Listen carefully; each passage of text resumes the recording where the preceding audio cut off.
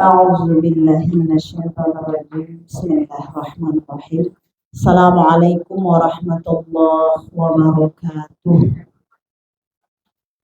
الحمد لله الذي نحمده ونستعين ونستغفره ونعوذ بالله من شرور أنفسنا ومن سيئات أعمالنا من يهده الله فلا مضل له ومن يضلل فلا هادي له أشهد أن لا إله إلا الله وحده لا شريك له وأشهد أن محمدا عبده ورسوله لا نبي بعده رضيت بالله ربا وبالإسلام دينا وبمحمد نبيا ورسولا لا إله إلا الله الحليم الكريم لا إله إلا الله العلي العظيم لا إله إلا الله رب السماوات السبع ورب العرش الكريم لا إله إلا الله الحليم الكريم سبحان الله تبارك الله رب العرش العظيم والحمد لله رب العالمين ففهمناها سليمان وكلا آتينا حكما وعلما وسخرنا مع داود الجبال يسبحنا وطير كنا فاعلين يا حي يا قيوم يا رب موسى وهارون ويا رب محمد صلى الله عليه وسلم اللهم ارزقنا الفهم والحكمة والعقل برحمتك يا أرحم الراحمين يا مجيب السائلين اللهم نور قلبي بنور هدايتك نبينا محمد صلى الله عليه وسلم كما نورت الأرض بنور شمسك أبدا أبدا أبدا برحمتك يا أرحم الراحمين يا مجيب السائلين. Alhamdulillah, tanpa terasa kita sudah masuk pada Jumat terakhir ya di bulan Rajab. Satu kesedihan bagi kita karena bulan Rajab akan berakhir, tapi satu kegembiraan ya di hadapannya adalah telah dekat sekali datangnya bulan suci Ramadan. Dan insya Allah beberapa waktu ke depan dengan izin Allah, insya Allah kita sudah bisa memasuki bulan Sya'ban yang pertanda bahwa dekat sekali dengan bulan suci Ramadan yang kita dambakan. Dan kita bermohon kepada Allah Subhanahu wa taala di Jumat yang sangat mulia ini, Allah ilhamkan, Allah limpahkan rahmat dan karunia-Nya untuk terus bisa mengibadahi Allah di waktu-waktu yang sangat mustajabah ini, di waktu-waktu yang sangat mulia ini. Dan Allah berikan kita kesehatan, keafiatan, keberkahan dalam hidup untuk bisa meninggalkan semua perbuatan-perbuatan maksiat dan menjadi ruh-ruh yang disucikan oleh Allah Subhanahu wa taala. Dan tentunya kita berharap bukan saja kita tapi seluruh anggota keluarga kita, anak keturunan kita dan sahabat-sahabat kita kaum muslimin dan muslimat. Allahumma barik lana fi Rajab wa Sya'ban wa ballighna Ramadan ya arhamar rahimin ya mujibas sa'ilin.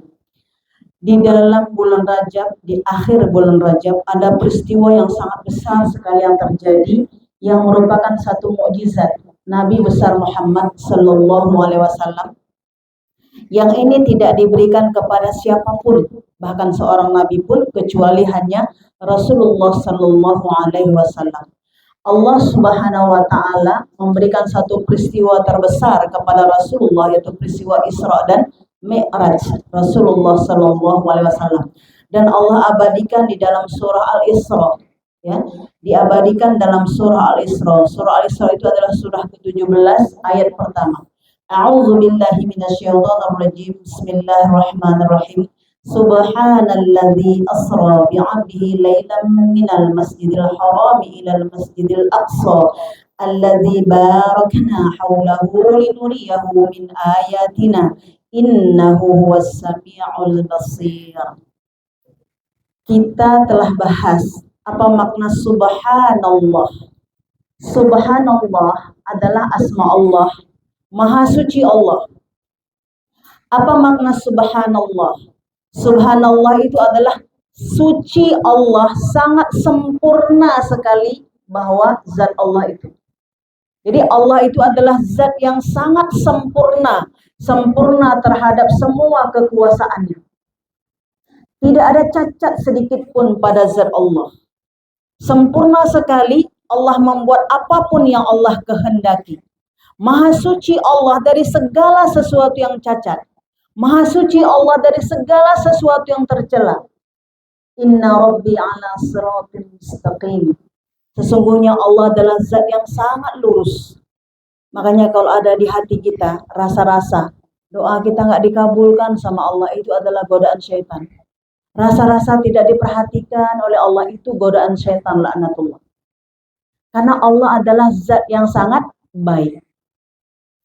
Makna di surah Al-Isra ayat pertama ini, subhanalladzi, Allah memuji zatnya, maha suci Allah yang telah memperjalankan hamba. Bukan nabi dibuat di sini. Makanya predikat tertinggi seorang manusia itu adalah kehambaannya kepada Allah. Bukan karena jabatannya, bukan karena status sosialnya, bukan karena kecantikannya, bukan karena banyak berinfaknya, bukan. Seorang yang menghambakan diri kepada Allah Subhanahu wa taala. Subhanalladzi asra, Allah lah yang memperjalankan Rasulullah. Allah lah yang mengirimkan malaikat Jibril untuk menjemput Nabi Muhammad sallallahu alaihi wasallam. Makanya maha suci Allah yang melakukan itu semua. Jadi sahabat semua, ketika terjadi peristiwa Isra dan Mi'raj ini, maka manusia nantinya ketika Nabi pulang dari perjalanan Isra dan Mi'raj, maka manusia terbagi kepada 3 golongan. Manusia yang beriman dan bertambah-tambah imannya. Yang kedua adalah manusia munafik. Yang pertama ada sedikit-sedikit imannya, tapi setelah mendengar berita Muhammad sallallahu alaihi wasallam, maka dia balik ke belakang, malah mencela dan seterusnya. Dan yang ketiga adalah orang kafir yang bertambah-tambah kekafirannya. Dan ini akan sampai ke akhir zaman. Siapapun yang melewati peristiwa Isra dan Mi'raj ini, akan ada dalam kalbu-kalbu kita rasa ketegaran, rasa kekuatan, rasa keyakinan, rasa keteguhan. Itu bukti bahwa kita bertambah iman kita dari kita memperingati Isra dan Mi'raj ini. Makanya para guru kita, ulama kita ya, kita sangat disunnahkan, sangat dimuliakan untuk mengkilas balik peristiwa-peristiwa yang sangat besar, termasuklah yang paling tinggi itu adalah peristiwa Isra dan Mi'raj. Dan itu menjadi mukjizat Rasulullah sallallahu alaihi wasallam. Jadi kita setelah kaji ini nanti apakah bertambah-tambah keyakinan kita kepada Allah Subhanahu wa taala, bertambah keyakinan kita terhadap akhirat, itu masuk kalbu kita lah yang merasakan. Nggak bisa kita ceritakan, kalbu kita yang merasakan tentang kebesaran dan keagungan Allah Subhanahu wa taala. Jadi maha suci Allah, sangat sempurna zat Allah untuk memperjalankan hambanya. Siapakah hambanya? Itulah Muhammad sallallahu alaihi wasallam. Dari mana? Dari Masjidil Haram, kota Mekah Al-Mukarramah, tempat yang suci.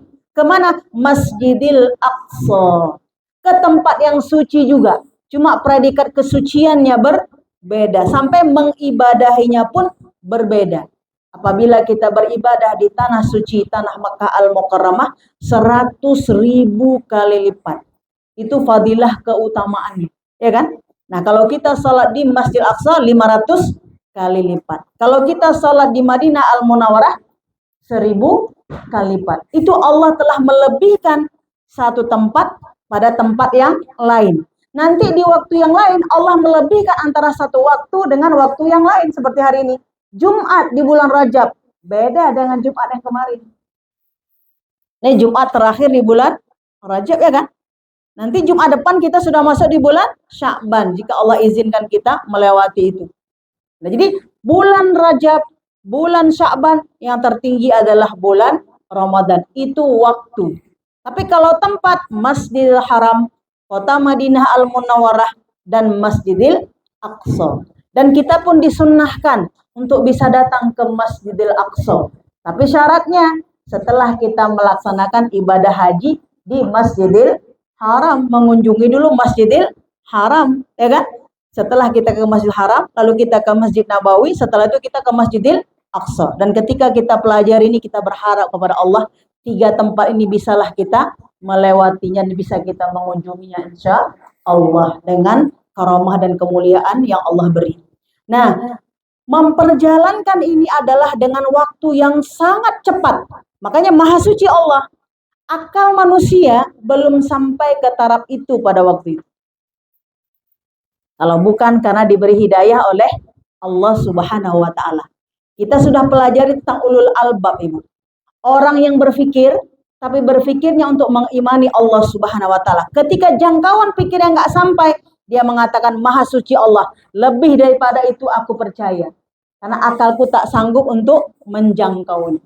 Bukan apabila tidak diterima akal, maka kita tidak menerimanya, tidak. Karena akal kita sangat terbatas. Ya, akal kita sangat terbatas. Kita saja peristiwa-peristiwa yang Allah berikan kepada kita, kadang-kadang loadingnya juga lama. Apa ya maksudnya dari keadaan ini? Lama ya. Kadang-kadang lama kita baru tahu. Kok hujan ya? Padahal saya kan mau pergi ngaji.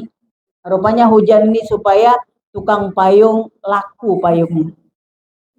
Tapi kita kan nggak pernah pikir si tukang payung. Karena apa? Karena kita bukan penjual payung, ya kan? Kita hanya kok aku pergi ngaji, kenapa hujan lebat sekali? Sehingga bisa menghambat. Kita hanya memikirkan untuk diri kita. Tapi Allah itu adalah zat yang sangat adil untuk memberikan maslahat kepada semua hamba-hambanya. Kita balik bahwa memberangkatkan Rasulullah Sallallahu Alaihi Wasallam dari Masjidil Haram ke Masjidil Aqsa, maka setelah itu Allah Subhanahu Wa Taala memi'rajkan dari Masjidil Aqsa ke Sidratul Muntaha. Apakah Sidratul Muntaha? Sidratul Muntaha itu adalah di atas langit ke-7. Dalam waktu tidak sampai 1 malam. Ya, dalam waktu tidak sampai 1 malam. Kenapa? Sebelum subuh Rasulullah Sallallahu Alaihi Wasallam sudah kembali lagi ke Masjidil Haram. Nah, kita bayangkan. Sementara secara normalnya itu berhari-hari. Nah, ini nggak perlu kita pikirkan terlalu dalam, yang kita pikirkan kuasanya Allah untuk menambah keimanan dan ketakwaan kita kepada Allah. Apa kata Allah?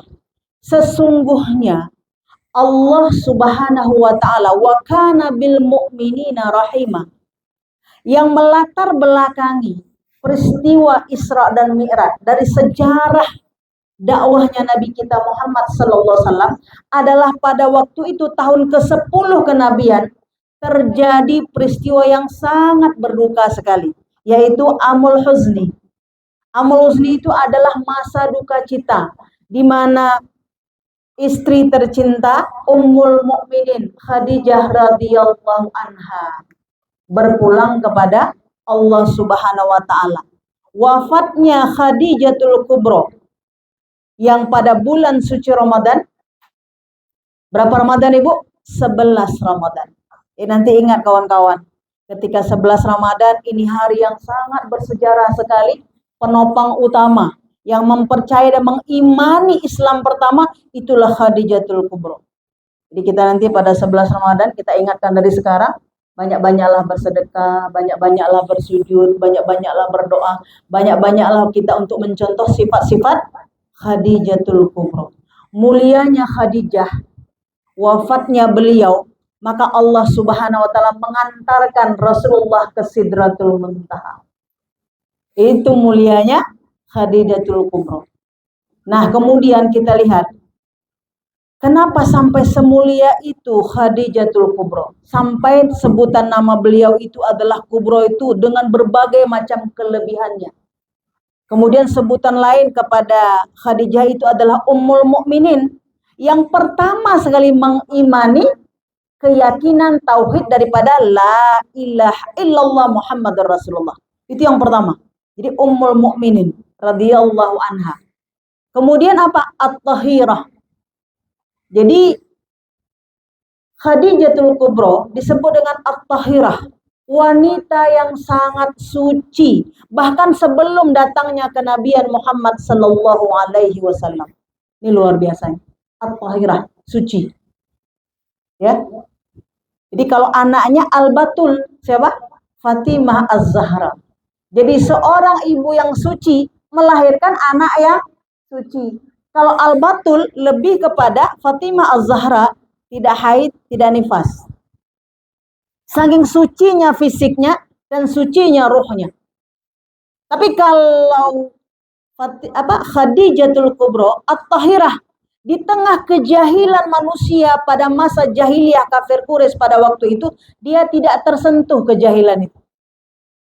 Sucinya kalbunya, sucinya dirinya dari semua sifat-sifat tercela. Itulah hebatnya Khadijatul Kubra. Dan nanti di yaumil qiyamah, maka dialah yang akan menjadi pemimpin di dalam surganya Allah Subhanahu wa taala, yang mempunyai fadilah fid dunya wal akhirah. Jadi reward dia itu reward dunia tersambung reward akhirat.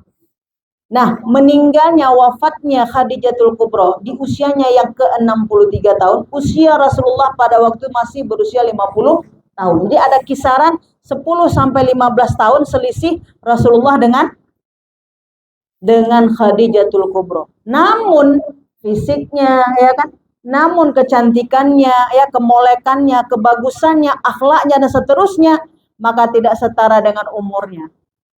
Itulah kesucian daripada Khadijatul Kubra yang luar biasa. Apa fisiknya? Memang kecantikannya memang cantik. Kekayaannya, keteguhannya, kasih sayangnya itu memang melebihi dari manusia biasa. Tapi Khadijah memang adalah wanita yang bukan nabi dan bukan rasul, tapi ketinggian akhlaknya itu dipuji oleh Allah dan malaikat Jibril dan kita daripada umat-umat Nabi Muhammad sallallahu alaihi wasallam. Karena apa? Karena ketinggian daripada kelebihan yang Allah beri. Walahul fadlu. Allah mempunyai keutamaan, kelebihan, dan Allah memberikan keutamaan, kelebihan kepada siapapun yang Allah kehendaki. Nah, dalam masa berkeluarganya Rasulullah dengan Khadijah, banyak sekali suka duka yang dialami dalam perjalanan dakwah.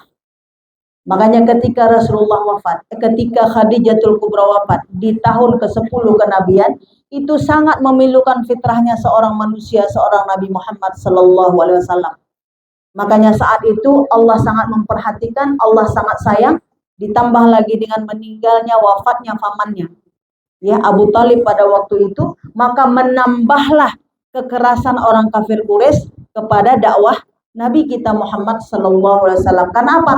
Orang-orang yang telah disegani, orang-orang yang memiliki harta, orang-orang yang mendayakan daripada dakwah telah wafat.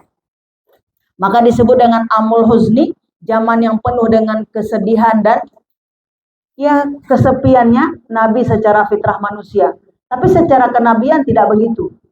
Wa kana bil mu'minina rahimah. Allah selalu bersama orang mukmin, terutama bersama Rasulullah sallallahu alaihi wasallam. Inilah menjadi sebab sahabat semua bukti untuk keteguhan iman Rasulullah. Maka Allah Subhanahu wa taala mengirimkan malaikat Jibril ba'da Isya dari Masjidil Haram menuju Masjidil Aqsa langsung ke Sidratul Muntaha. Di Sidratul Muntaha itulah setelah itu Rasulullah berjumpa dengan Allah Subhanahu wa taala. Disebutkan dalam fakta sejarah yang luar biasa, sejarah dakwah Rasulullah, apa yang terjadi pada peristiwa Isra dan Mi'raj itu adalah yang pertama, langsung Rasulullah berjumpa dengan Allah. Abdun, fisik Rasulullah, bukan rohnya. Fisik langsung berjumpa dengan Allah Subhanahu wa taala yang diabadikan menjadi ibadah salat bagi kita umatnya. Jadi kita kan tidak berjumpa langsung kan fisik kita dengan Allah Subhanahu wa taala. Tapi Rasulullah berjumpa langsung fisiknya dengan Allah Subhanahu wa taala. Makanya di sini coba lihat, Maha suci Allah yang memperjalankan siapa? Bi'abdihi, hamba. Hamba itu siapa? Kalau sudah jadi mayit, ruhnya nggak ada, itu namanya mayit, berarti fisik nggak berlaku lagi. Kalau kita sekarang namanya apa? Hamba. Ada orang misalnya kalau udah masuk dalam kubur, hamba Joni ada? Nggak ada. Hamba itu berarti masih ada ruh, masih ada fisik. Makanya di sini hamba ini adalah memang jasad Rasulullah sallallahu alaihi wasallam. Ini membuktikan kepada kita bahwa langit pertama, kedua, ketiga, keempat, kelima, keenam dan ketujuh tembus dengan badan fisik mulianya Rasulullah sallallahu alaihi wasallam. Siapa yang bisa buat? Siapa yang bisa buat? Nggak ada. Al-Qahar Allah, ya kan? Nggak ada. Al-Azim Allah, Al-Aziz Allah. Nggak ada yang bisa buat, kecuali hanya Allah saja. Nah, apa yang terjadi? Pertama, berjumpa dengan Allah. Yang kedua, berjumpa dengan langsung dengan malaikat Jibril dengan rupa aslinya. Walaupun sebelumnya malaikat Jibril sudah berjumpa dengan Rasulullah dengan macam-macam bentuk. Ini harus kita imani. Ada dalam lonceng ya, ada dengan bentuk suara, macam-macam. Tetapi ketika Isra dan Mi'raj, Allah menampakkan langsung wujud malaikat Jibril. Kita nggak usah tanya di sini, nanti dalam surga aja jika Allah izinkan kita masuk. Karena yang penting bukan itu. Yang penting adalah kita bagaimana. Yang pertama tadi adalah buahnya bahwa Rasulullah ketika peristiwa Isra dan Mi'raj berjumpa dengan Allah, maka oleh-oleh bagi kita, maka kita diwajibkan untuk sholat 5 waktu sebagai wujud jumpa kita dengan Allah Subhanahu wa Ta'ala. Siapa yang mau lebih banyak lagi, maka dia akan menambah sholat-sholat sunnahnya. Kalau dia padakan sholat 5 waktu saja, udah boleh. Mau masuk surga, mau jumpa sama Allah, enggak ada sholat sunat. Boleh apa enggak? Boleh. Kayak gitu kan? Boleh. Tetapi kalau kita mau lagi, maka kita akan tambah dengan sholat-sholat sunnah kita. Itu balik kepada pilihan kita masing-masing. Yang ketiga, peristiwa Isra dan Mi'raj adalah dinampakkan langsung tentang alam gaib, yaitu surga dan neraka. Jadi sahabat semua, jika perintah puasa, jika perintah haji, jika perintah apalagi zakat, itu cukup dengan ayat-ayat yang malaikat Jibril menyampaikan. Tapi perintah sholat, itu langsung Rasulullah pergi menjumpai Allah Subhanahu wa Ta'ala. Dan langsung diperlihatkan dengan iman yang ada itu, karena Rasulullah dari awal kenabiannya, bahkan sebelum menjadi nabi, seorang yang tidak pernah berdusta. Maka ketika itu Allah sudah persiapkan 50 tahun sekalipun tidak pernah berdusta. Sampai nanti di usianya 63 tahun ketika wafat. Di usia 50 tahun Rasulullah melakukan Mi'raj, maka ditampakkanlah benar surga, benar neraka jahanam. Jadi api yang menyala-nyala itu memang ditampakkan kepada fisik mata Rasulullah yang mulia. Dan surga yang begitu sangat membahagiakan juga ditampakkan dengan fisik mata aslinya Rasulullah Sallallahu Alaihi Wasallam. Untuk apa? Menambah keyakinan kita yang mukmin, yang muslim, yang muttaqin terhadap kebenaran Allah. Antal haqqu wa wa'dukal haqqu wa liqa'ukal haqqu wa qaulul haqqu.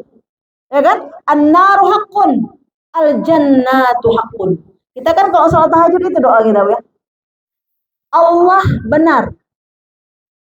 Dan mukhlis, kita membenarkan Allah itu ada, wujud Allah ada. Mana buktinya? Kita bersujud kepada Allah. Ya kan? Nabi itu benar. Maka bukti Nabi itu adalah benar, itulah peristiwa Isra dan Mi'raj. Kita kalau betul kita di SK-kan, ada tanda tangan ya? Betul nggak? Seperti anggota dewan kita, benar, sudah terpilih, benar. Tapi setelah itu macam mana? Disaksikan, maka ada rapat paripurna datang ke sana disaksikan oleh presiden ya. Tapi kalau nggak benar dipanggil apa enggak? Kita dipanggil apa enggak? Enggak. Gitu kan? Maka benar. Maka dipanggillah Rasulullah sallallahu alaihi wasallam untuk menghadap Allah Subhanahu wa taala. Makanya fungsi daripada Isra dan Mi'raj membenarkan tentang kenabian Muhammad sallallahu alaihi wasallam memang diutus oleh Allah, yang sudah kita bahas pada 12 Rabi awal lalu. Sesungguhnya Allah lah yang mengutuskan Rasul untuk memberi peringatan. Maka saat 10 tahun ke-10 kenabiannya, maka Allah mengirimkan Rasulullah untuk berjumpa langsung dengan Allah Subhanahu wa Ta'ala. Dan diabadikan dalam bacaan sholat. Makanya ketika kita tahiyat awal, ketika kita tahiyat akhir, ya kan, at-tahiyyatul mubarakatus sholawatut thayyibatul lillah. Siapa lillah itu, Bu? Segala penghormatan, segala kebaikan, ya kan, segala yang baik-baik, segala penghormatan hanya tertuju milikmu, untukmu ya Allah. Kita udah bahas kemarin, kita tidak perlu dipuji, ya kan? Maka yang berhak dipuji adalah Allah, dan itu diabadikan di dalam tahiyat, baik tahiyat awal maupun dalam tahiyat akhir. At-tahiyyatul, seluruh penghormatan. Kita kalau udah banyak kali lebih kita dihormati benar. Tapi Allah buat satu catatan. Penghormatan tertinggi itu adalah kepada, makanya ketika Rasulullah berjumpa dengan Allah, maka Rasulullah mengatakan at-tahiyyatul mubarakatus sholawatut thayyibatu lillah. Dijawab oleh Allah, assalamu alayka ayyuhan nabiyyu wa rahmatullah. Dijawab oleh Allah, salam sejahtera untukmu, untuk engkau wahai Muhammad, utusanku yang sangat aku cintai. Kata Rasulullah, bagaimana dengan umatku? Maka dijawab, assalamu alayna wa ala ibadillahis salihin. Maka salam sejahtera untuk siapa? Umat Nabi Muhammad sallallahu alaihi wasallam.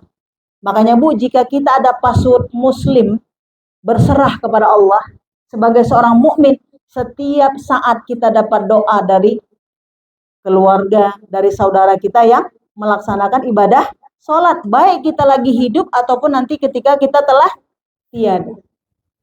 Begitulah cintanya Nabi kita Muhammad sallallahu alaihi wasallam dalam mencintai umatnya. Sampai ketika berjumpa Allah pun tak lupa Rasulullah mengingatinya. Dan peristiwa terakhir ketika Rasulullah wafat, itu pun ketika itu Rasulullah juga masih mengingat kepada ummati, ummati, ummati. Disinilah kalau kita pakai dengan resapi ya, kita renungkan. Assalamualaikum ya Rasulullah. Assalamualaikum ya Habibullah. Assalamualaikum ya Safatullah. Assalamualaikum ya Toha. Assalamualaikum ayyuhan nabiyyu wa rahmatullah wa barakatuh. Kenapa? Mulianya kita Bu, ketika kondisi senang, ada kita ingat kawan kita. Ketika kondisi kita pada puncak kesenangan, ada kita ingat. Ini Rasulullah bukan mengingat kepada istrinya, bukan mengingat kepada anaknya, tapi yang diingat adalah umat-umat yang hidup sampai di akhir zaman. Makanya diabadikan dalam bacaan sholat. Maka kita lihat orang-orang yang sholatnya benar, maka penghormatannya itu luar biasa. Orang-orang yang sholatnya benar, maka kalbunya bersihnya juga luar biasa. Ya kan? Ini menunjukkan bahwa kita telah bertemu Allah Subhanahu wa taala, zat yang maha benar. Maka kebaikan-kebaikan yang ada pada zat Allah tercelup, tersibghah pada sifat, akhlak dan tingkah laku kita. Jiwa pemaaf, jiwa sabar, keteguhan, kebaikan, sabar, itu tercelup pada diri kita. Kenapa? Banyaknya kita menyebut asma-asma Allah Subhanahu wa taala, khususan dalam ibadah sholat dan nanti di luar daripada ibadah sholat. Maka kita lihat ketika ini diawalkan subhanalladzi, maha suci Allah, maka itu di luar sholat. Tapi di dalam sholat, ruku sujud kita menjadi rukun dalam ibadah sholat. Untuk menundukkan fisik kita, menundukkan kalbu kita, menundukkan hati kita terhadap kebenaran kuasanya Allah Subhanahu wa taala. Kita telah bahas pada pertemuan yang lalu bahwa 4 kalimat yang sangat menjadi 4 kalimat terbaik kata Rasulullah yang menjadi penghapus dosa. Yang pertama memang ucapan subhanallah. Bahkan dijamin orang-orang yang 1 hari menyebut subhanallah 100 kali, maka itu menjadi sebab dosanya dihapuskan oleh Allah Subhanahu wa taala. Apalagi kita mau setiap ba'da salat wajib, subhanallah, subhanallah, subhanallah, subhanallah. Ya kan? Yang kedua adalah ucapan alhamdulillah, memuji Allah apapun yang kita dapat. Memuji Allah apapun yang kita dapat. Karena apa? Tidak ada satupun yang sia-sia yang Allah ciptakan. Maka tetap mulut kita ini memuji apapun yang kita lihat. Alhamdulillah. Yang ketiga, bertambah-tambah keyakinan kita kepada Allah dengan kalimat tauhid la ilaha illallah. Dan ini menjadi satu amal spesial ketika bulan suci Ramadan. Ini amal spesial nih. Maka kita kencangkan lagi mulai dari sekarang, nanti di Ramadan sudah menjadi kebiasaan habit kita. La ilaha illallah. Dan kemarin telah kita bahas kalimat tentang bagaimana kita keteguhan jiwa kita untuk menggugurkan kemusyrikan pada diri kita. La ilaha illallah wahdahu la syarikalah. Lahul mulku wa lahul hamdu wa huwa ala kulli syai'in qadir. La haula wala quwwata illa billah. La ilaha illallah la na'budu illa iyyah. Lahul fadlu, lahun ni'matu wa lahul fadlu wa lahus sana'ul hasan. La ilaha illallah mukhlishina lahuddin walau karihal kafirun. Udah Bu diamalkan, diwiridkan pada sholat kita? Itu dengan datangnya peristiwa Isra dan Mi'raj itu menjadi bukti nyata lagi bahwasanya keutamaan milik Allah. Kapan Allah mau panggil Nabi kita? Kapan? Lalu Allah memperlihatkan tentang surga dan nerakanya. Makanya ada dalam kehidupan sehari-hari begini. Kalau kita cerita surga dan neraka, ala itu nanti lah itu. Ya, kalau cerita surga dan yang penting sekarang hari ini perut kita hidup. Tapi kalau orang yakin kepada cinta akhirat, yang utama itu dulu, yang utama dulu, akhirat dulu. Makanya Bu, kita boleh melakukan traveling ke Korea, boleh, ya kan? Boleh kita lakukan ke Eropa, boleh. Tapi setelah kemana? Setelah ke Masjidil Haram. Setelah ke Masjidil Haram, maka kita ke Masjid Nabawi. Setelah itu kita ke Aqsa, baru boleh keliling dunia. Itu kaidah hukumnya. Kenapa? Telah tampak tanda-tanda kebesaran Allah, sangat banyak sejarah di situ. Bertambahlah keyakinan kita, keimanan kita, maka kemanapun kita berjalan, Allah akan menjaga kita. Bukan itu yang terakhir. Setelah pergi kemana? Ke Jerman. Setelah pergi kemana? Ke KL. Setelah pergi kemana? Ke Korea. Setelah pergi kemana? Hong Kong. Ya kan? 3 negara. Setelah semua. Terakhir, ya Allah, izinkan aku ke tanah suci-Mu ya Allah. Ampunkan aku ya Allah. Makanya nanti waktu ke tanah suci udah naik kursi roda. Tapi waktu pergi ke, kita bilang ke negeri ini naik dengan kacamata hitam. Dengan sangat kuatnya fisiknya. Kenapa? Masih muda. Padahal dalam Islam tidak, karena kita berangkat ke sana itu membersihkan ruh. Kalau ruh kita udah bersih, ini energi ingatan kita, ulul albab kita semakin kencang. Insya Allah hidup kita pun makin berjaya. Karena Allah berikan apa? Kelebihan. Ya Bu ya? Nah, makanya kita punya target-target. Utamakan dulu sampai ke Masjidil Haram. Baru setelah itu ke Masjidil Aqsa. Baru setelah itu mau keliling dunia, silakan.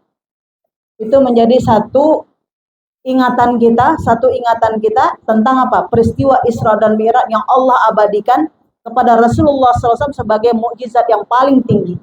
Ya, nah kita lihat Nabi kita Muhammad Sallallahu Alaihi Wasallam ketika sepulang dari peristiwa Isra dan Mi'raj, apa yang terjadi? Maka ketika itu Nabi menyampaikan peristiwa ini ya kepada Abu Bakar As-Siddiq, maka Abu Bakar membenarkan. Lalu ketika didengar oleh Abu Jahal, inilah yang kita katakan tadi, manusia terbagi kepada 3 golongan. Terbagi kepada 3 golongan setelah mendengar peristiwa Isra dan Mi'raj. Yang pertama orang mukmin Abu Bakar bertambah-tambah, disitulah gelar As-Siddiq yang dia terima. Jadi kawan-kawan, banyak para sahabat yang mendapat gelar-gelarnya.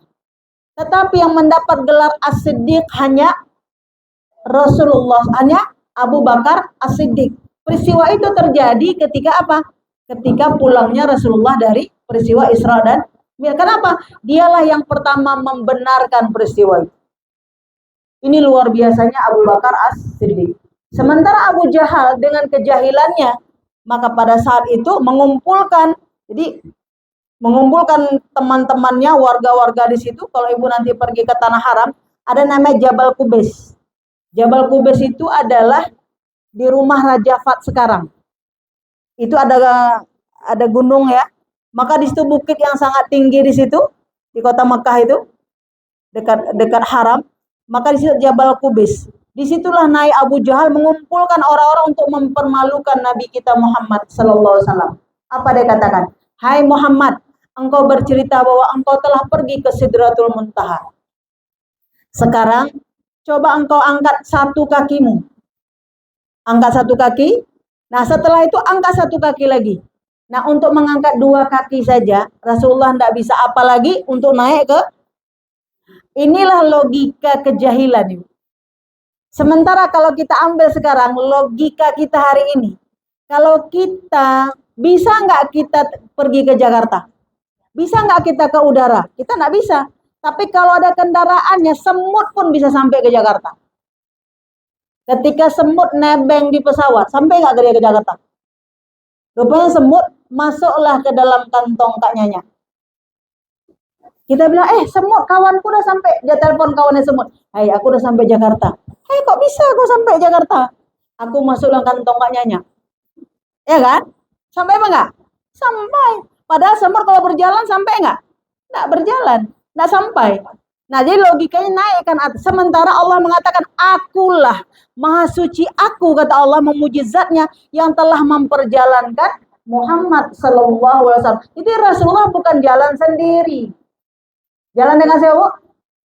Jalan dengan malaikat Jibril, ditemani malaikat Jibril, tapi setelah berjumpa dengan Allah, maka berjumpa sendiri. Jadi bukan berjalan sendiri, tapi diperjalankan oleh yang maha suci. Makanya ketika ditanyakan kepada Abu Bakar, bagaimana pendapatmu Abu Bakar? Andaikan di belakang gunung pun Rasulullah mengatakan itu ada emas dan segala macam, lebih daripada itu aku percaya.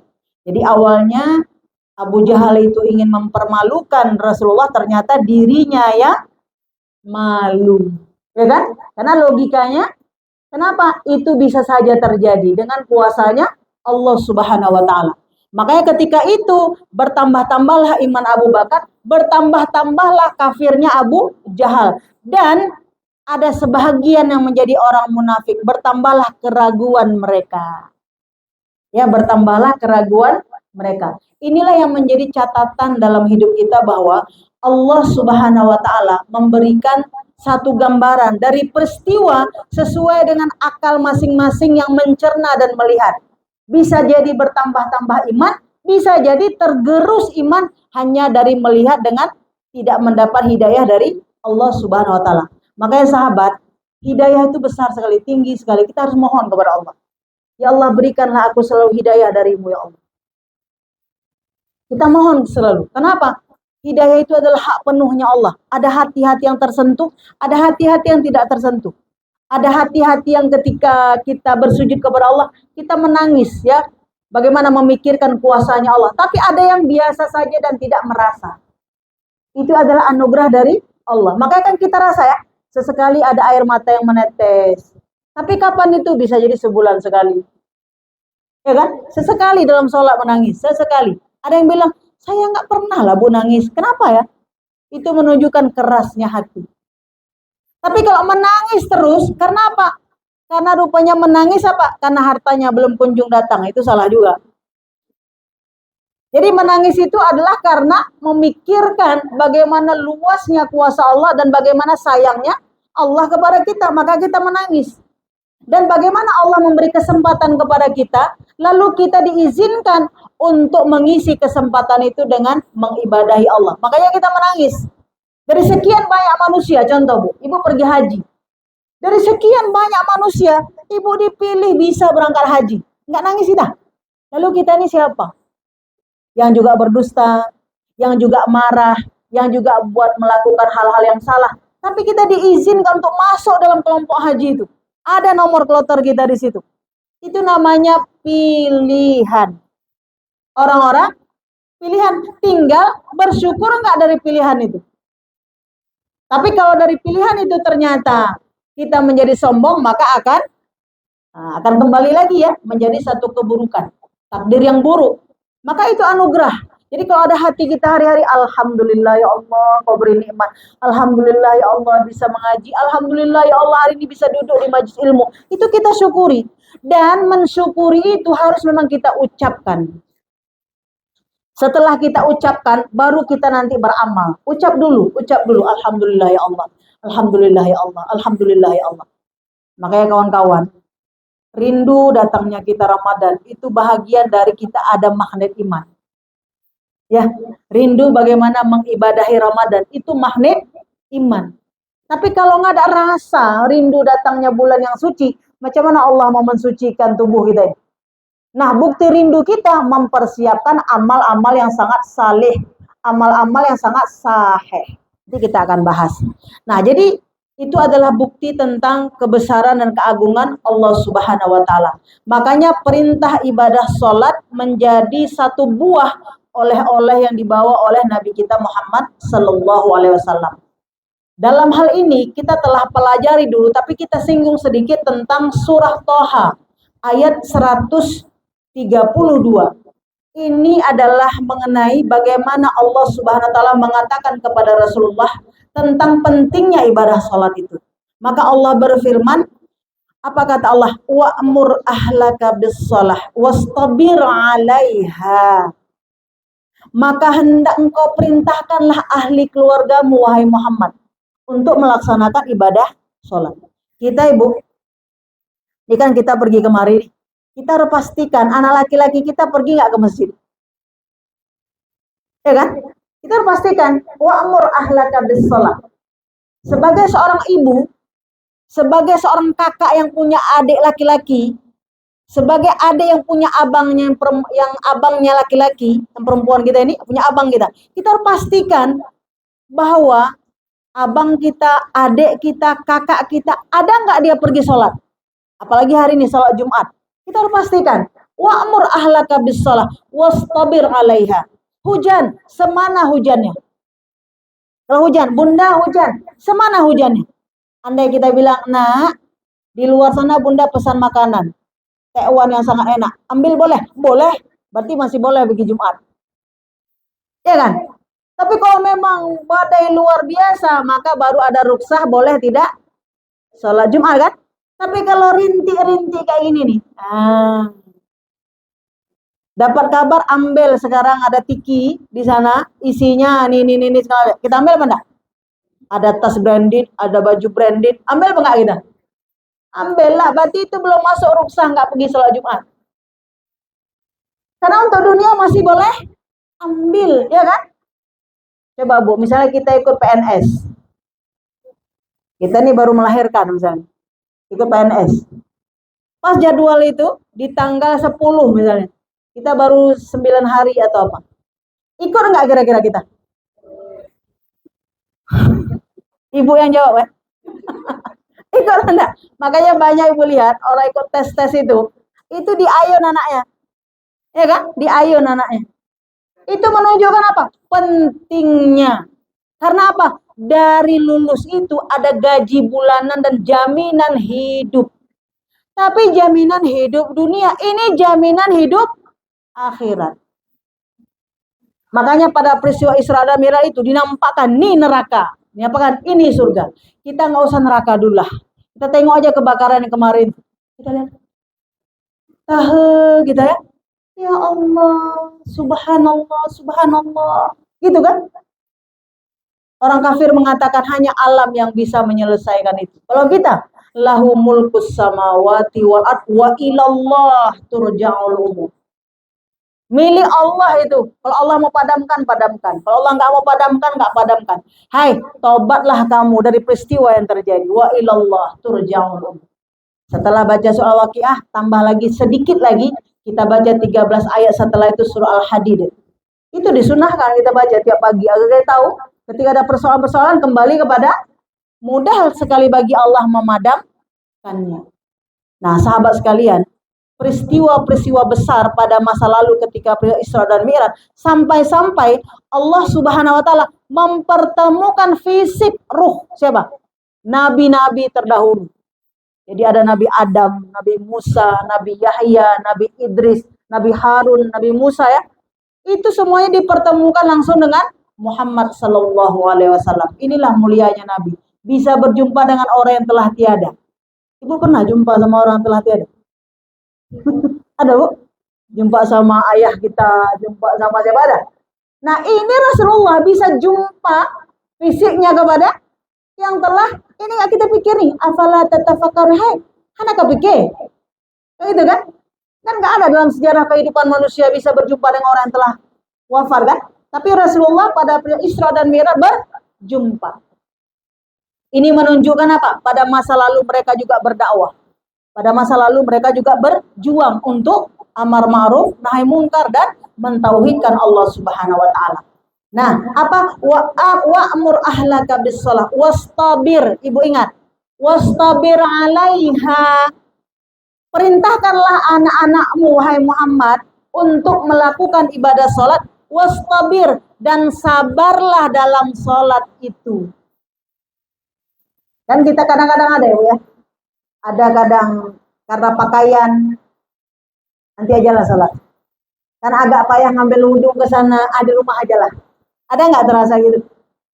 Kalau ke rumah kawan, nggak enak, mau ngambil ke toiletnya atau rumah aja lah. Udah di rumah singgah lagi nanti. Udah jam berapa? Wastabir, bersabarlah. Belum lagi bersabar terhadap bacaan-bacaan sholat. Belum lagi bersabar terhadap ruku sujudnya. Maka kita disuruh bersabar untuk melaksanakan ibadah sholat itu. Nah, kita lihat apa kata Rasulullah. La nas'aluka rizqan. Kamilah, bukan kamu, kata Allah, yang memberi rezeki, tapi Allah mengatakan wa nahnu narzuquka. Kamilah, Allah lah yang memberi rezeki kepadamu. Salat kamu itu tetap membawa kebaikan. Allah lah yang memberi rezeki. Apapun hari ini yang kita dapat, bukan karena ikhtiar kita, tapi karena pemberian Allah. Kita telah bahas kemarin. Kalau karena ikhtiar kita kaya, sangat banyak orang yang pergi pagi, pulang sore, banting pulang, nggak kaya. Ya kan? Maka rezeki itu sudah Allah, sudah Allah berikan. Makanya kalau kita masih ada rezeki, kita masih diberi kehidupan. Tapi kalau rezeki kita sudah habis, maka kita sudah inna lillah wa inna ilaihi raji'un. Ini menunjukkan kepada kita wal aqibatu lit taqwa. Maka ada akibat yang baik pada orang-orang bertakwa. Ada akibat yang baik pada orang bertakwa. Nah, di sini Ibu, apa kita lihat sahabat sekalian? Allah Subhanahu wa taala memperlihatkan tentang apa yang ada di neraka, apa yang ada di surga. Kita telah paham dan kita akan ulas satu persatu itu sebagai wujud benarnya ada surga dan benarnya ada neraka, walaupun kita mengimani dari ayat-ayat yang ada. Yang pertama, Allah Subhanahu wa taala memperlihatkan kepada nabi kita yang mulia Muhammad sallallahu alaihi wasallam adalah ada satu golongan manusia yang dia itu ketika mendapatkan sesuatu, maka dia ketika menanam langsung panen, menanam langsung panen. Jadi kalau kita di dunia ini, kalau kita tanam cabai, 6 bulan kemudian baru panen. Kalau tanam bayam juga proses, ya. Kalau kita mau buat rumah ini kan, kayunya dulu cari segala macam. Tapi ketika itu diperlihatkan dengan malaikat Jibril di dalam surganya Allah, orang yang langsung tanam langsung panen, tanam langsung panen. Siapa mereka? Itulah orang-orang yang suka bersedekah. Ini untuk bertambah-tambah keyakinan kita bahwa bersedekah itu ketika engkau bersedekah, ketika engkau berinfak, sebelum, ya kan Bu, Allah memberi secara material kepada kita, bahagianya orang yang menerima, saat itulah kita telah panen. Dan ternyata diperlihatkan ketika Nabi Isra dan Mi'raj, bahwasanya orang-orang yang suka berinfak, suka bersedekah ketika hidupnya, maka dia saat menanam langsung panen, saat menanam langsung panen. Ini kan menjadi gambaran bagi kita bahwasanya jika di dunia tidak seperti itu, kalau kita bersedekah, ada mungkin balik lagi sama kita. Anda itu dalam bentuk yang lain. Tapi Allah pastikan pada peristiwa Isra dan Mi'raj bahwa orang yang bersedekah itu menjadi puncak kebahagiaan dan penolak takdir buruk. Penolak apa Bu? Takdir buruk. Ini untuk menambah keyakinan kita kepada Allah. Itu yang pertama. Orang yang gemar bersedekah, maka dia saat itu sudah panen. Nah, yang kedua adalah yang memiliki bau yang sangat harum. Ibu ingat Bu kisah Masyitah? Jadi dilewatkan oleh Nabi Muhammad SAW adalah satu tempat yang sangat harum sekali. Ditanya kepada malaikat Jibril, apakah ini wahai malaikat Jibril? Ini adalah harumnya keteguhan iman daripada Masyitah. Yang ketika dia menyisir, ya kan, rambut itu, Asia, apa yang terjadi? Maka ketika itu menyisir rambut itu, maka ketika terjatuh dia mengatakan Allahu Akbar dan seterusnya, Bismillah ketika memulai pekerjaannya, maka ini menunjukkan tauhidnya dia, maka dia digoreng dalam minyak panas. Coba kita bayangkan Bu, bagaimana keteguhan imannya ketika harus mengakui Fir'aun adalah Tuhan, tapi dia tidak. Ini pernah hidup dulu sosok perempuan yang seperti itu.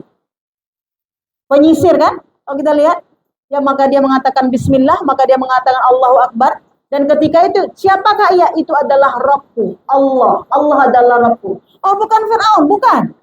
Maka gorenglah dia, maka disiapkanlah minyak panas, maka digorengkanlah. Kalau kita biasa kan goreng ikan. Ini menggoreng seorang sosok manusia. Itulah Bu kita bilang kemarin, tipis-tipisnya kita ya. Iman kita nih kalau sudah susah, sedih, payah, Allah, Allahu Rabbi la usyriku bi syai'an. Ya kan? Kalau kita kan begitu ya. Tapi kan nggak sampai digoreng kan? Digoreng minyak panas. Ya kan? Kita yang kita goreng badak, ya kan? Pisang goreng kan? Nih hujan-hujan kayak gini kan enak nih, pisang goreng. Tapi ini memang manusia dan itu fakta sejarah. Coba bayangkan Bu, ya Allah, teguhnya lah iman masyita. Ya kan? Luar biasanya iman masyita. Maka apa yang terjadi? Baunya harum semerbak di dalam surga. Kita kalau harum pakai apa? Ya kan? Kita pakai semprot kan Bu? Kita kan?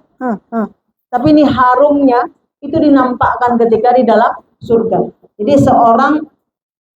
seorang masitah, yaitu wanita yang sangat mulia pada masa kehidupan Fir'aun, yang disaksikan oleh masyarakat secara umum bahwa dia digoreng oleh minyak panas sampai dia menemukan ajalnya. Jadi kalau kita lihat ini satu kekuatan keteguhan iman yang luar biasa. Nah, kemudian apa Bu? Kembali kepada surah Thaha tadi, ayat 132 tadi. Orang-orang yang meremehkan sholat fardu, yang meremehkan sholat fardu, maka tampaklah oleh Nabi kita Muhammad yang mulia bahwasanya mereka memecah-mecah kepalanya.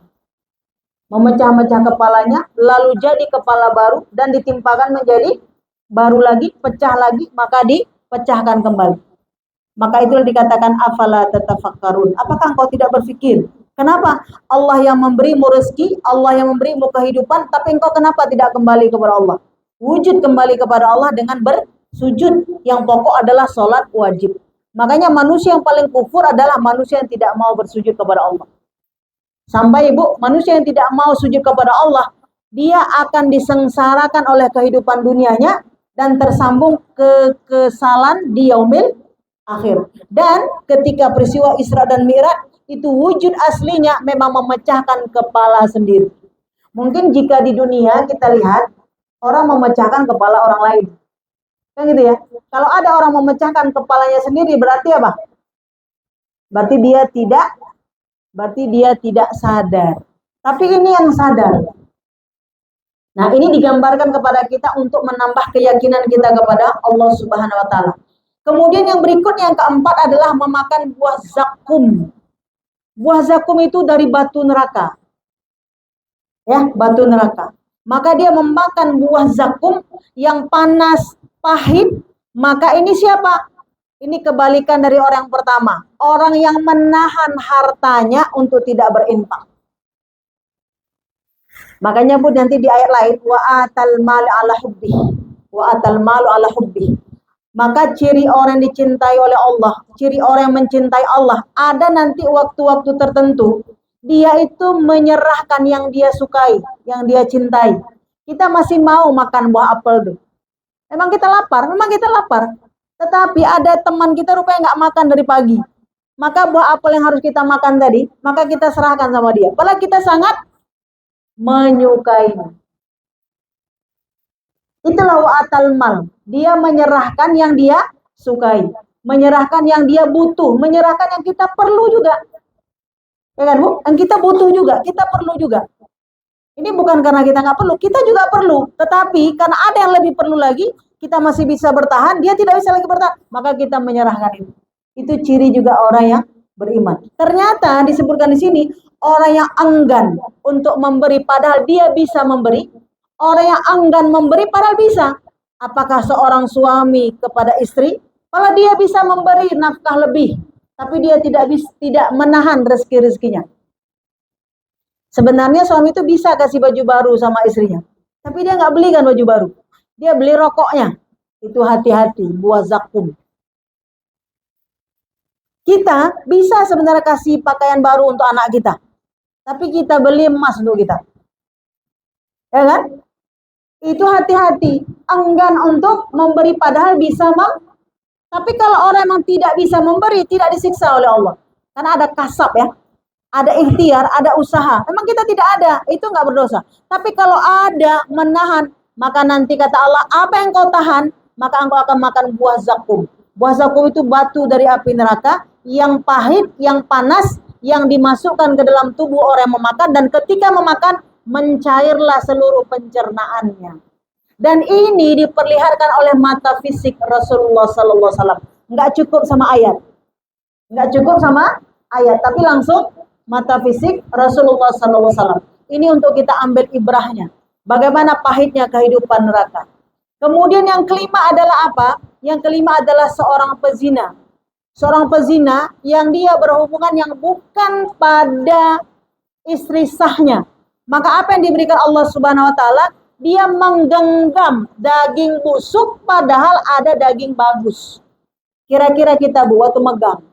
Ada daging yang bagus, ada daging yang busuk. Kita pilih daging mana? Bagus lah. Berapa sekilo daging yang bagus? 160 kilo, 160 ribu. Yang kurang, yang nomor 2 berapa? Yang nomor 2 120 atau 140. Kita pilih yang mana? Walaupun mahal 10 ribu, 20 ribu, kita tetap pilih yang bagus kan? Rupanya nanti di yaumil akhir ada daging busuk, ada daging bagus. Dipilihnya daging busuk. Kira-kira punya ini apa enggak? Enggak punya. Makanya orang yang berselingkuh, ya kan, orang yang memilih istri orang lain, orang yang mengecewakan istri orang lain, orang yang mengecewakan suami orang lain, itu hati-hati nanti di yaumil akhir bentuk yang dia bahagia itu berubah menjadi siksa.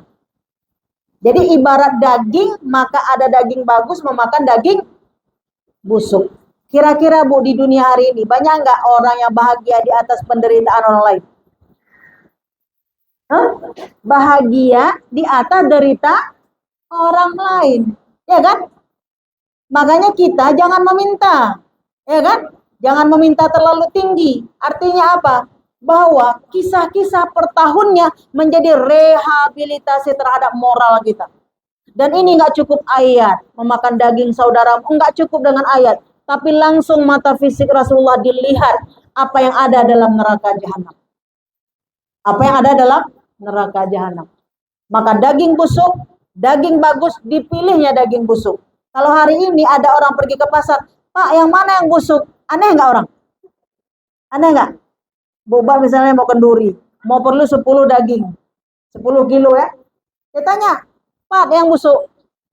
Pak, naga le ada? Aneh ada. Tapi ini terjadi, ya kan? Dan dilihat langsung oleh Rasulullah. Ini menjadi ingatan-ingatan kita kembali. Dan semoga Allah memelihara kita dan seluruh keturunan kita sampai cicit-cicit sampai ke seterusnya sebelum datangnya kiamat tiba. Seluruh ahli keluarga kita sudah bertobat kepada Allah dan dijauhkan selalu langit dan bumi dari perbuatan-perbuatan tercela, perbuatan-perbuatan yang binasa.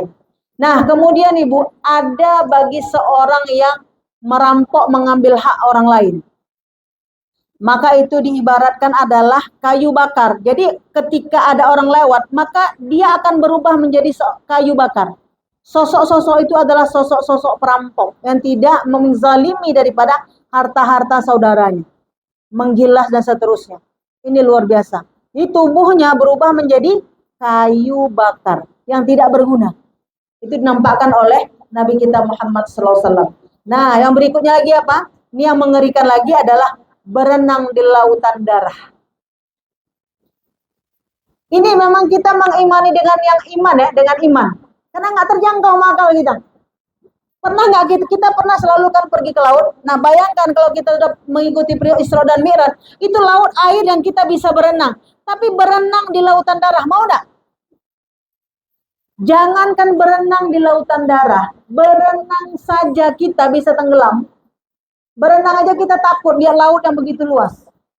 Lihat darah saja orang pingsan, lihat darah. Belum lagi berenang di lautan darah. Maka betul-betul ini menambah keimanan kepada kita. Kenapa? Lautan darah dibentangkan, maka berenanglah hamba-hamba ini di lautan darah. Siapa dia? Itulah pemakan riba. Wa ahallallahu bai'a wa harrama riba. Maka Allah menghalalkan jual beli dan mengharamkan riba. Coba lihat Bu, di akhir zaman nih banyak nggak rentenir? Banyak kan? Banyak. Pinjaman-pinjaman online, banyak nggak? Banyak. Kan gitu kan? Jadi ini akhir zaman, kita udah masuk akhir zaman. Rupanya Allah menyiapkan lautan yang luas, tapi lautan itu adalah dalam bentuk darah. Siapakah yang masuk ke dalamnya? Mereka berenang-berenang karena memakan riba-riba itu. Ini perlu kita pahami. Jadi hari ini jangan ada kita mentertawakan, alah sama aja, jangan. Kan kadang kita remeh sekali ya, sama aja. Sama aja. Bunga riba namanya aja beda. Jangan kita ucapkan, orang sudah berpikir matang-matang untuk mencetuskan itu. Dan kita menghantamkannya dengan sekali ucapan.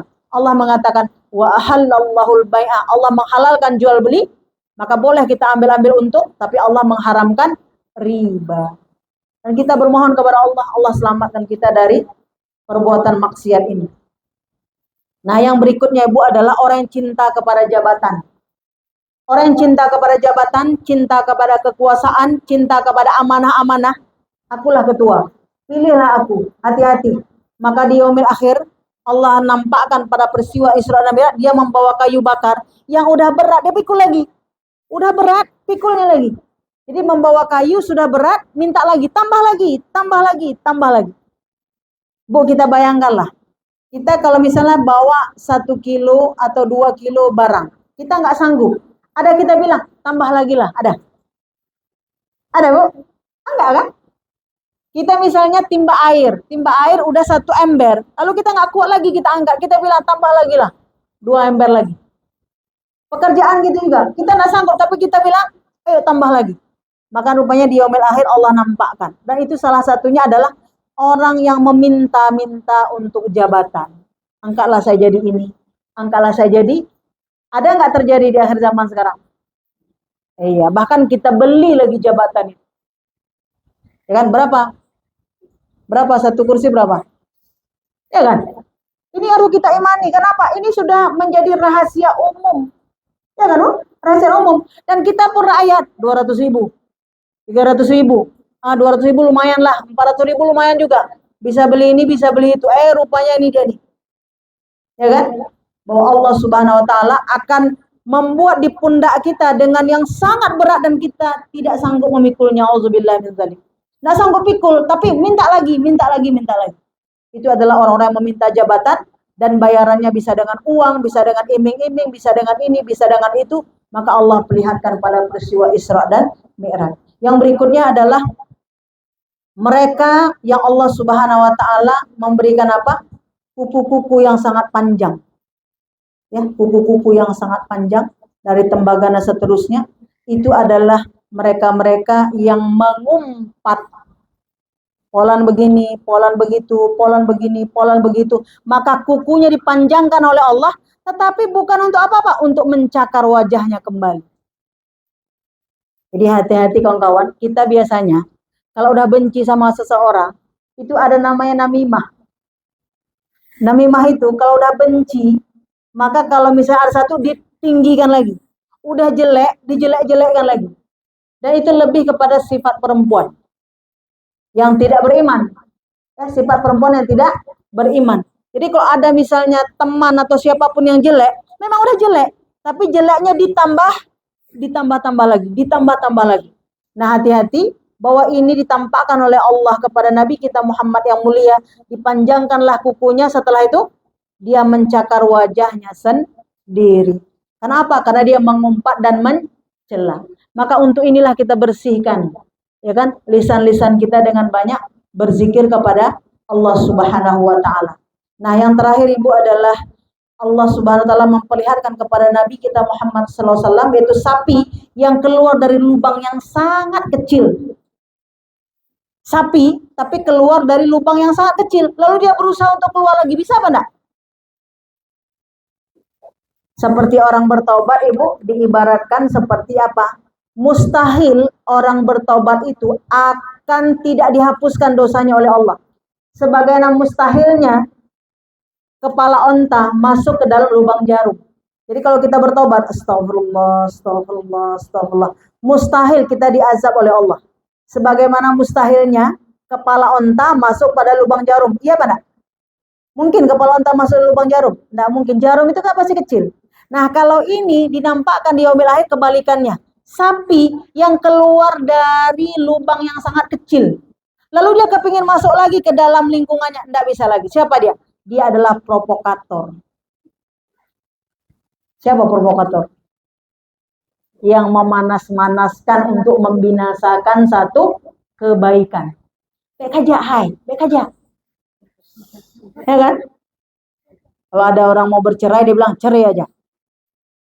Oh, dia panasin lagi, dia panas lagi. Itu hati-hati. Itu ibarat nanti kehidupannya sempit kali. Kenapa? Tidak melapangkan orang lain. Ini adalah para provokator. Semoga ketika kita bahas ini, kita mohon kepada Allah. Kenapa kita ungkap ini? Karena ini alam gaib yang harus kita imani. Dzalikal kitabul la raiba fihi hudal lil muttaqin. Itu Bu di ayat pembuka Quran surah Al-Baqarah. Tidak ada keraguan pada orang-orang bertakwa terhadap alam gaib. Ini alam gaib ini. Saja dari mana itu? Gitu kan? Makanya kita lihat bahwa kehidupan-kehidupan di alam gaib itu yang menceritakan siapa? Kita hanya penyampai pesan.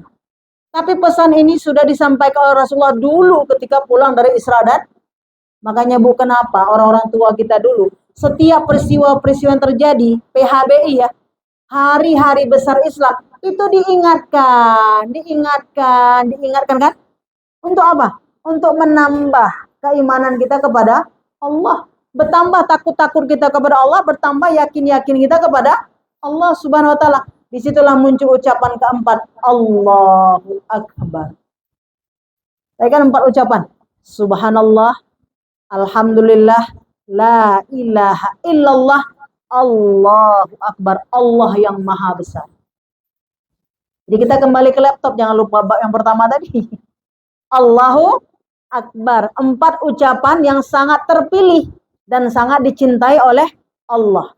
Subhanallah, alhamdulillah, la ilaha illallah, Allahu Akbar.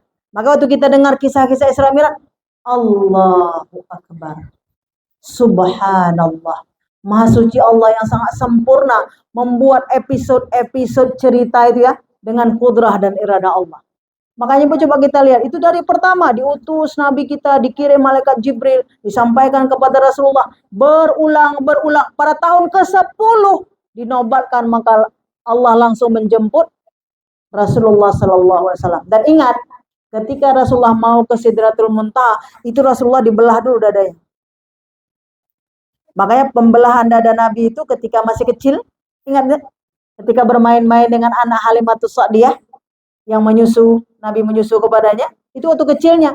Rupanya waktu diangkat menjadi Nabi, ya, kemudian ketika Nabi mau berjumpa dengan Allah, dibersihkan juga. Makanya dinobatkanlah pada kita ini, kalau mau sholat wajib berwudu. Ya kan? Jangan ibu belah pula dada ibu nanti. Mak itu pula rupanya, ambillah belah. Enggak, siapa yang mau tutup lagi? Tapi ini dinobatkan, ada sejarahnya. Kenapa kita berwudu? Maka Rasulullah memang dibelah dadanya. Apa makna dibelah dada Nabi? Dibelahnya dada Nabi, dihilangkan, ditarik semua putus asa. Putus-putus asa itu dikeluarkan sampai sehabis-habisnya. Sifat ikhlas dimasukkan, ya kan? Sifat ikhlas dimasukkan. Sifat rasa rasa seperti takabur, ria, ujub, sombong itu dibersihkan pada diri Rasulullah. Udah clear itu, dan tidak ada lagi itu. Nah, makanya kita nanti ada upaya macam mana menjadi orang sabar dengan membersihkan ruh-ruh kita. Makanya ketika ruh kita udah bersih, udah masuk itu ruku, sujud, mengaji, ya kan, berzikir, udah masuk kenapa? Udah bersih, udah siap untuk ditanam. Karena udah bersih dadanya. Dan itu terjadi pada Nabi kita yang mulia.